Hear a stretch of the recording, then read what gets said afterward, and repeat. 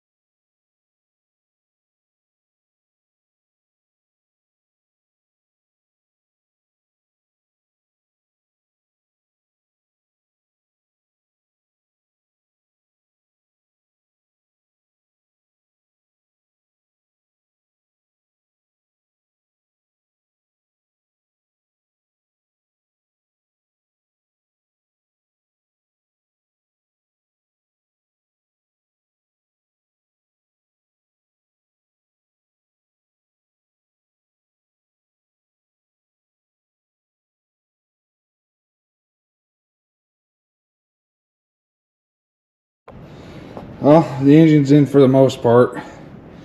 Still got set down on the whatchamacallits, but you gotta go get some jacks, jack up the car, pick up the transmission level, and that way it puts everything forward, and then we can put the bolts in, have the motor in, have the cross member in, have the transmission in, and then we can start wiring this thing in.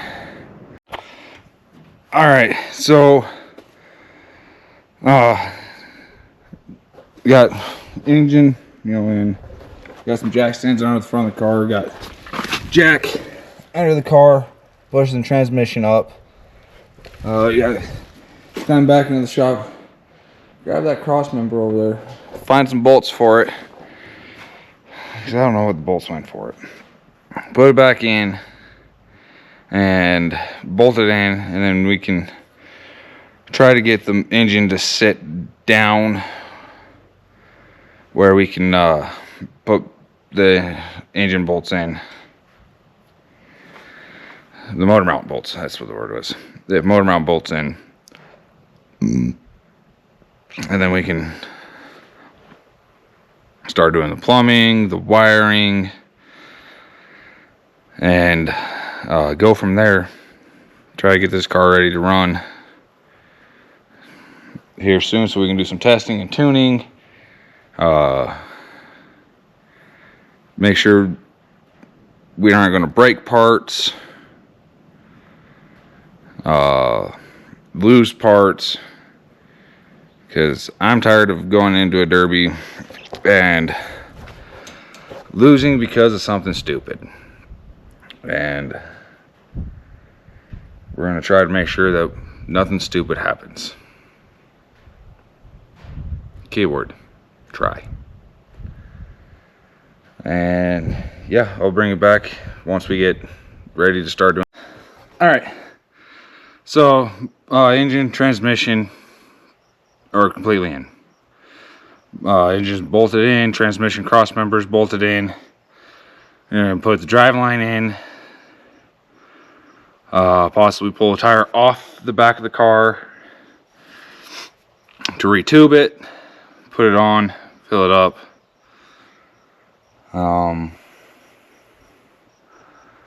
And possibly figure out some sort of spacer or what have you for the driveline, if the driveline is the right length. If it's not the right length, as you clearly can tell, I'm not above cutting it and adding to it if need be. But I have to be careful because that driveline also goes into my Merc. Or I might just completely build me one. Take the U-joint and the slip yoke out of the front of this one and build me one. Well, we'll cross that bridge when we get there, I guess. We'll grab the driveline, we'll climb under the car and get her all situated.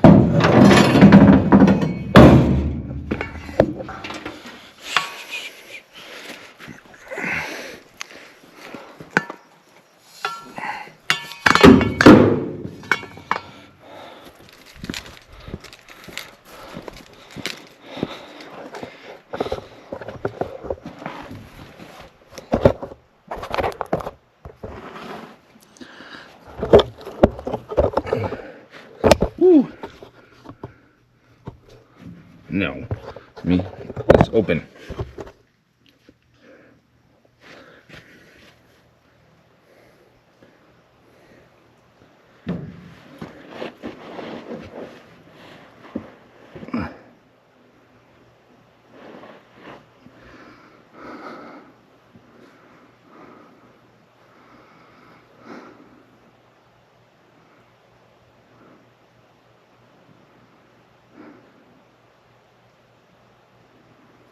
Nope, not gonna fit.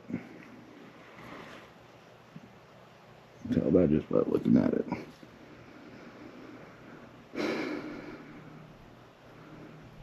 Jack this up a little bit higher in the back.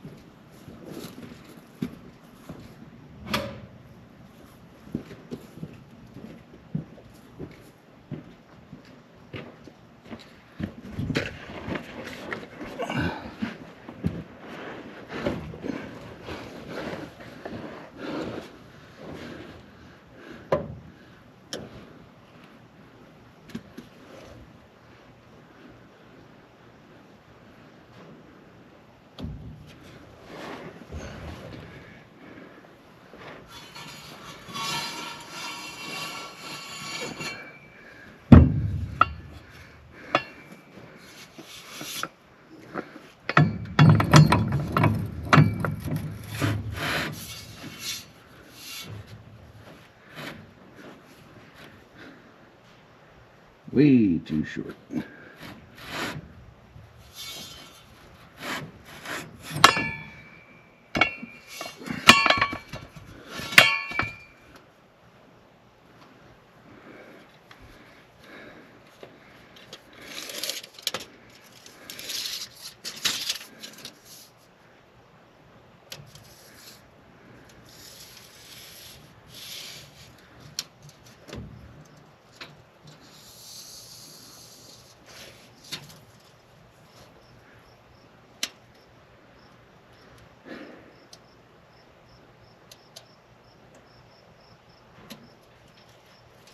and like a 62.5-inch drive line.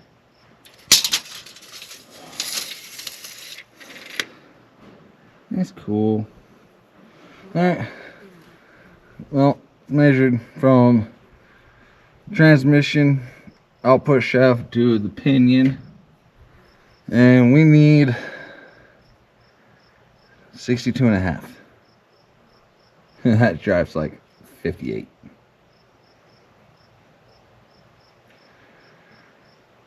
So you either order one or build one.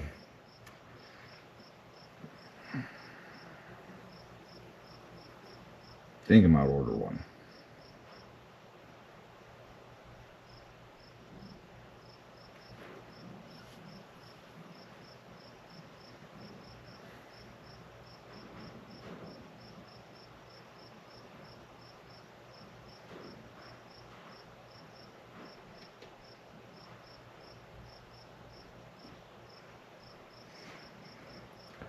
And then to get it in, probably adjust the pinion so it points straight at the transmission cross member or transmission output shaft. That way we don't get any weird binds on the drive line. We're not going to put a transmission mount in, just for the simple fact that it allows for the transmission to move as needed. Let me show you.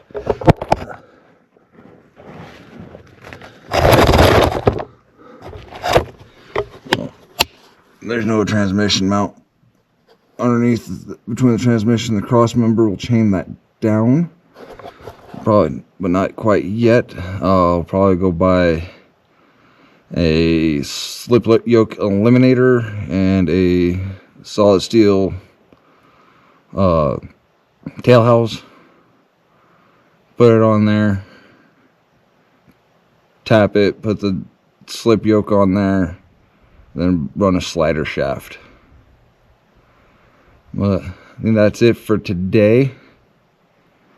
Can't really do much else because I don't have a drive line. So thanks for watching.